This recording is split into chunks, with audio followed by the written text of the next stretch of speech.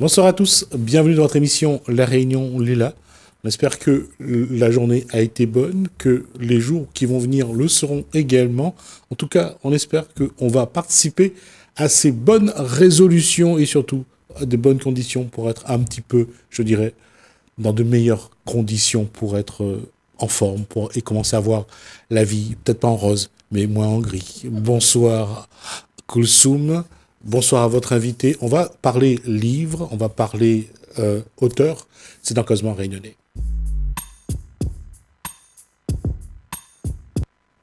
Alors, bonsoir Koulsoum, rebonsoir Koulsoum, et bonsoir à votre invité qui est... Pierre-Louis Rivière.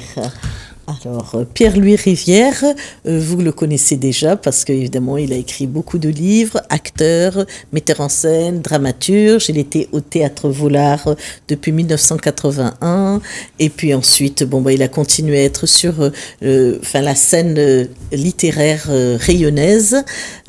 Bonsoir. Alors, votre dernier livre a reçu 2 prix, c'est ça? Non, un prix. Oui. Alors, le prix Flamboyant. Votre livre à cette caméra-là, s'il vous plaît, merci. Le prix Flamboyant, non, je me trompe, c'est la note des derniers jours qui a reçu 2 prix. Hein. C'était ça. Oui.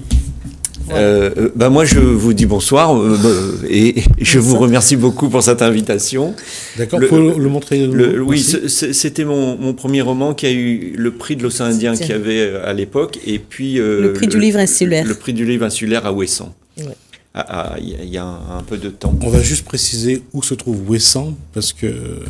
Oui, alors Ouessant, il faut aller à Brest, puis après il faut prendre un car dans un petit port, puis après on prend un bateau, on va sur une île, là-bas, sur le bout de la Bretagne, là-bas. Et on profite pour saluer tous les Bretons et tous les descendants des Bretons de La Réunion. De La Réunion, voilà. Oui. Alors, ce foisonnement littéraire, vous avez commencé à écrire à partir de quand ?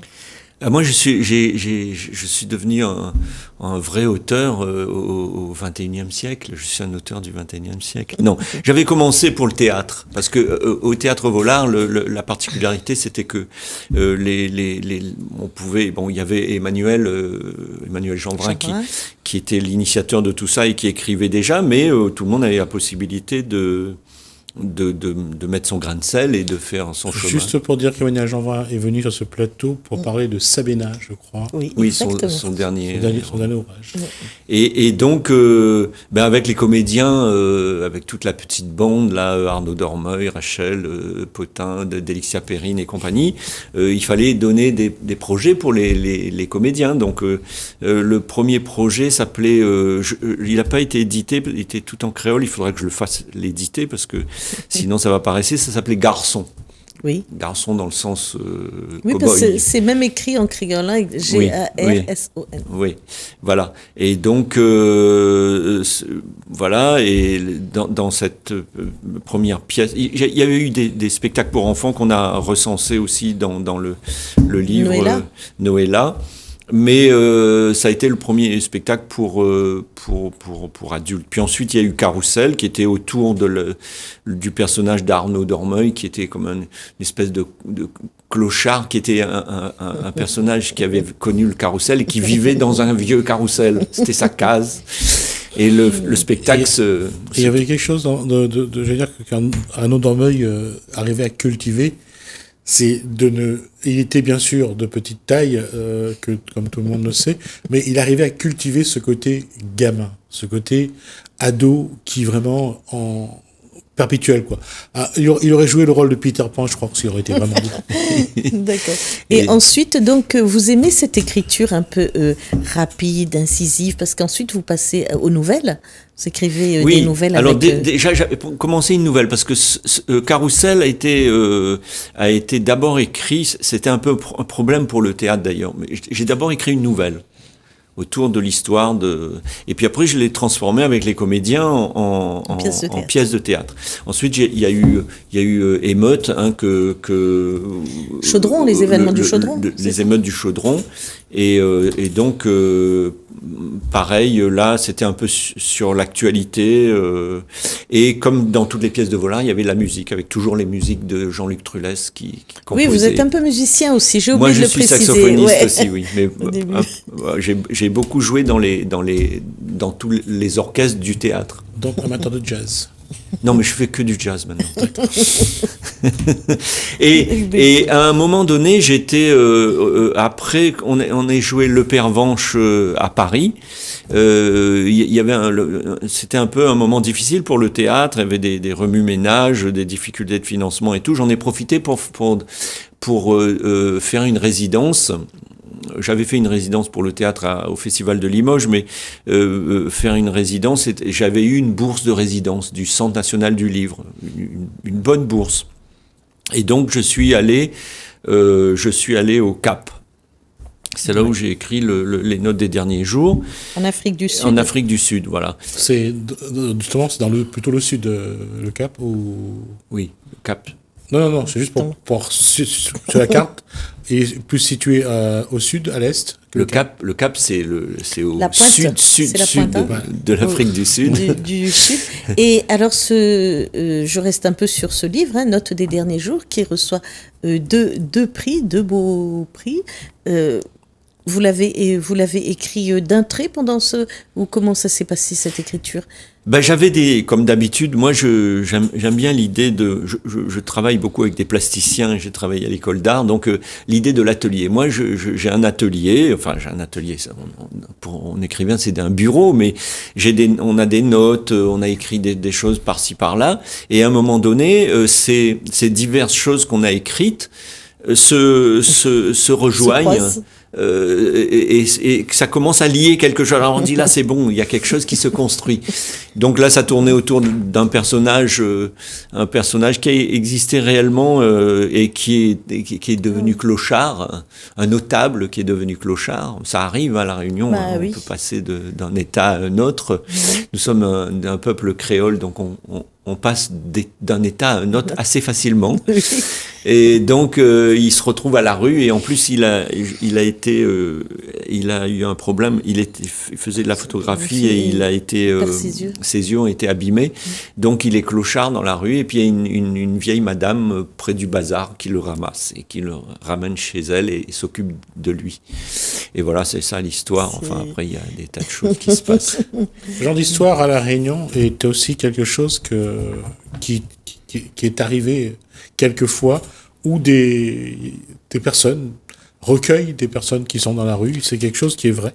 Oui. Mais là, j'avais l'exemple réel en plus. C'est une madame que je connaissais bien.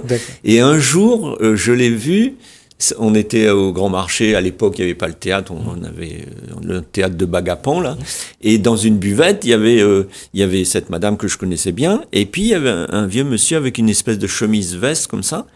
Et c'est un peu le modèle du personnage. Donc après, il y a toute une série de romans, parce que vous en avez 4, hein, c'est le 4e Vertige. Non, c'est le 5e, et là le 6e va sortir. Ouais. Oh, beau projet. Là j'étais en résidence à Madagascar, et là c'est un livre un petit peu plus fantastique, parce que c'est un personnage un petit peu décalé qui est placé dans des familles, un jeune. Et à un moment donné, il a décidé d'aller voir le vaste monde. Alors, mais c'est une histoire, il y a des réalités, mais ça part un peu dans le fantastique, parce qu'il a tout un tas d'étapes. C'est une histoire sans fin, ça se termine, il est près d'un champ de ruines. C'est plus près d'un tour du monde en 80 jours ou de l'alchimiste de Paul Coelho? Non, plutôt d'une histoire, d'un conte philosophique où un personnage se balade partout. Donc on pense à Candide. Voilà, on pense un peu à Candide peut-être. Voilà. Ensuite j'étais au Brésil, donc pour Todo Mundo. Oui, de 2016. Voilà, et j'ai fait une résidence de 9 mois là-bas. La couverture du livre, d'ailleurs, c'est la plaque de quartier où j'étais beaucoup. Ruas Direita da Santo-Antonio. C'est un quartier très, mais ce très titre, intéressant. On dirait du rayonné. Tout de Moon. Alors, on pourrait dire. Quand j'étais à Salvador, j'entendais dans la rue, je prenais le car, là-bas on dit omnibus, mais j'entendais le car, j'entendais les madames avec des capelines qui étaient... Parce que Salvador, c'est la Réunion. Et j'entendais madame dire tout le monde t'a espéré on y bus, tout le monde. Tout le monde. La réalité de la phrase c'est todo o mundo, mais tout le monde dit tout le monde. Mais quand on dit vite, on entend tout le monde. Il y a des créoles, t'es là. Donc, et donc c'est sur la créolité parce que c'est une série de ce que j'avais proposé au Centre national des lettres. J'ai eu une bourse pour ça. C'était de faire une nouvelle sur chaque pays créole. Alors que j'appelle créole, hein. Le nord de Madagascar par exemple, c'est un peu en voie de créolisation. L'Afrique du Sud, c'est une autre créolisation. Le Cap-Vert, l'Amérique du Sud, le Brésil, les Antilles et tout ça. La Louisiane, le Canada, voilà. Alors je suis pas allé partout là-bas, mais j'ai fait un certain nombre. Donc il y a une nouvelle qui est écrite sur Madagascar, une nouvelle sur le Cap, et puis il y a une histoire au Brésil. C'est la ville de Salvador est une ville très très très prenante et elle a dévoré le livre. Et l'histoire principale qui court à travers tout le livre se passe à Salvador. Et votre définition du créole. Je vais juste interrompre. Juste sur un point, quand on parle de Salvador, comme on parle d'Haïti ou bien de Saint-Domingue, là-bas, la religion, c'est le... Candomblé. C'est le candomblé. La religion principale c'est la première capitale du Brésil. Donc c'est là où il y a la plus grosse population noire. Donc la religion populaire, c'est le candomblé. Après, il y a la religion catholique. Voilà. Oui, mais ça c'est les Portugais. Il y a une place où on peut s'asseoir comme ça et on voit 10 églises. 10 églises. Mais fantastique. J'en parlerai dans mon prochain livre. J'admire ces peuples qui arrivent à vivre leur tradition, leur spiritualité ou leur religion, et d'avoir à côté cette religion qui vient s'imposer au fil des siècles. Oui, ou 3-4 religions, comme à La Réunion. Donc moi j'appelle ça un fonctionnement baroque. D'accord. Donc j'en parlerai dans mon prochain livre, vous verrez, mais je pense que ce qui fonde les sociétés créoles, c'est notre inquiétude profonde sur l'origine, puisqu'on ne sait jamais trop d'où on vient, et notre manière baroque. Parce que le mot baroque est en créole. Oui, il dit quand quelqu'un parle un peu bizarre, il dit causément baroque. Ouais.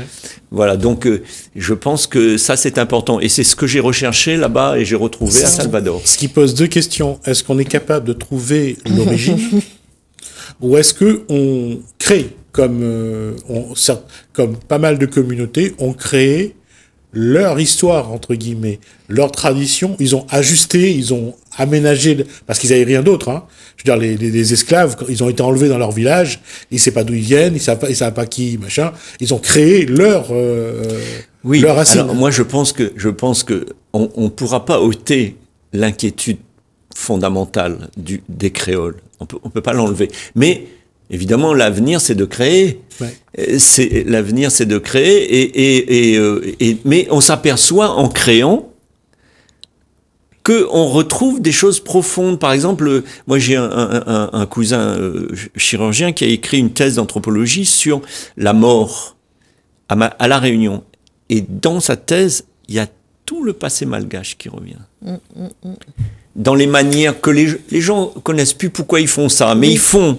Et lui, comme il a fait des études, il a rattaché ça, mais ça c'est une manière malgache, ça. Donc ça ressurgit dedans, et ça renourrit. Parce qu'il est parti le chercher.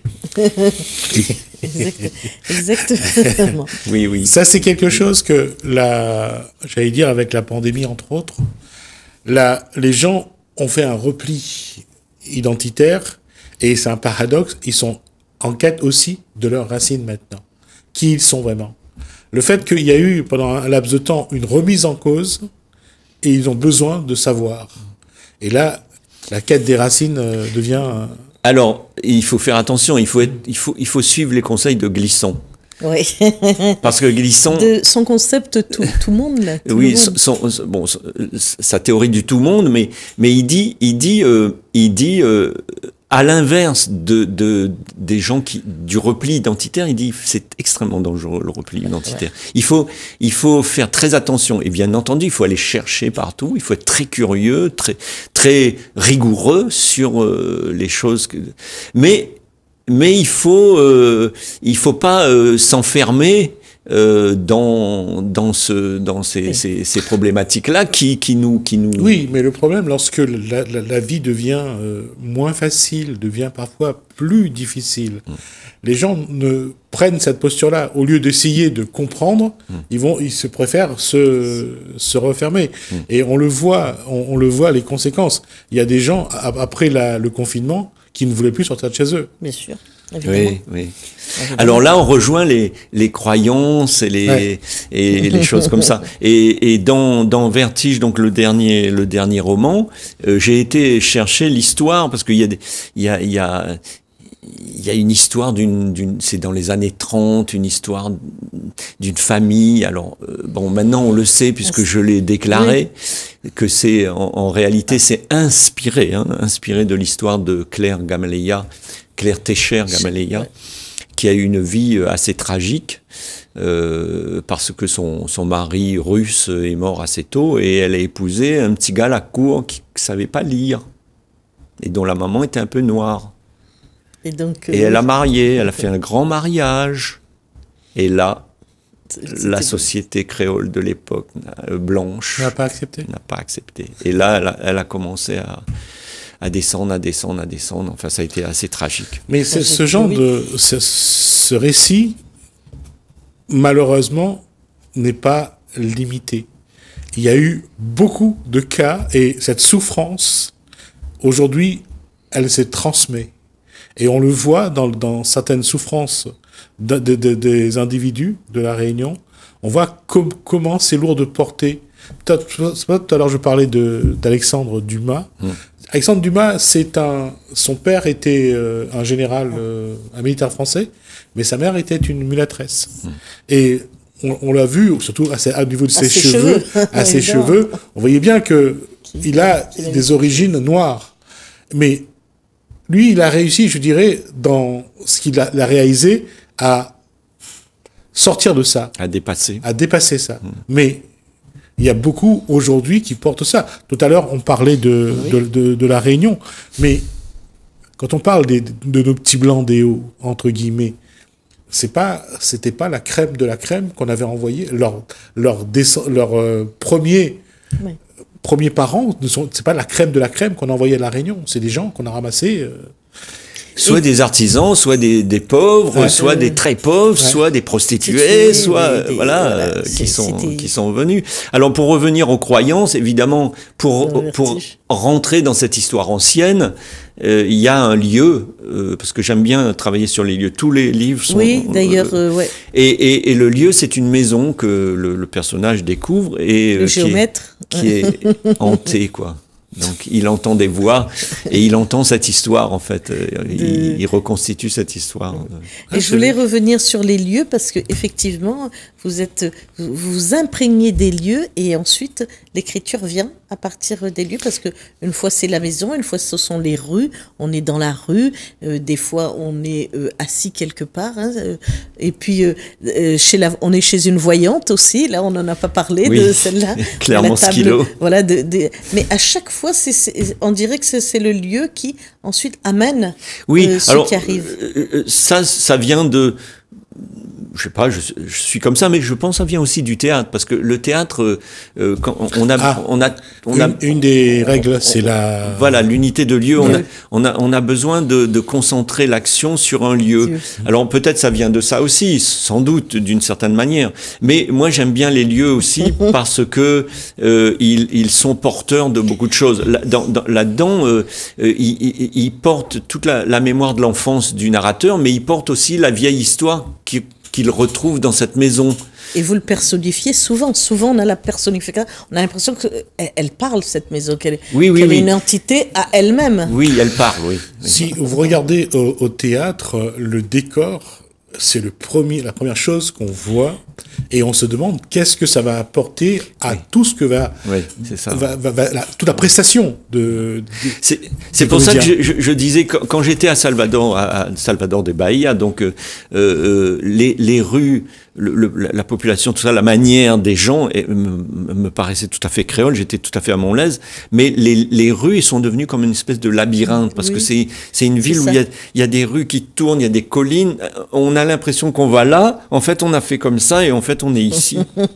Et donc cette idée du labyrinthe, que j'avais commencé dans les notes des derniers jours aussi dans les rues de Saint-Denis, permet aussi de parler du personnage, de ses tourments et de son histoire. Oui. Et puis la jumélité aussi des personnages. Et alors là, ils sont doubles. Et souvent, ces personnages, on aurait dit qu'ils ont des doubles.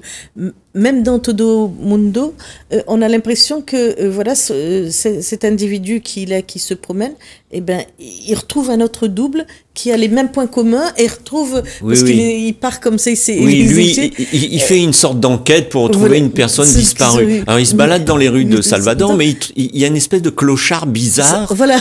Et il se sent comme son double, parce que l'autre cherche aussi, on ne sait pas trop quoi, il cherche. Là-dedans, il y a une histoire de double aussi. Oui, c'est vrai qu'il y a souvent... Il y a souvent, je me suis dit, est-ce qu'il est jumeau? Est-ce qu'il y a quelque chose comme ça? Non, mais le double, ça permet aussi, parce que souvent, quelquefois, le double, c'est un homme, mais des fois, c'est une femme. Donc, oui, c'est se retrouver dans un personnage qui est différent. Je sais pas. Je vais conclure là-dessus. On dit toujours qu'un homme n'est qu'une coquille vide sans la femme, ou la femme n'est qu'une coquille vide sans l'homme. En fait, ce n'est qu'un, mais à chaque fois séparé. Ou alors c'est le double. Oui, séparé, on se cherche. Ouais, et souvent, dans mes personnages, ils cherchent quelqu'un. On est à la recherche de disparus. Est-ce que c'est son double qui a disparu ou c'est son enfance qui a disparu? On ne sait pas. En tout cas, on va prendre le temps de chercher. En tout cas, Pierre-Louis Rivière aura l'occasion de revenir quand l'actualité lui donnera l'occasion de le faire. Ça sera que nous sommes de décider. Merci, Pierre-Louis Rivière. C'est moi qui vous remercie, parce que c'est vraiment un honneur de venir vous parler et parler à tous vos spectateurs. Merci également à Koussou. Merci à vous de nous avoir suivis. Merci Hélène, merci François. Je vous dis à bientôt.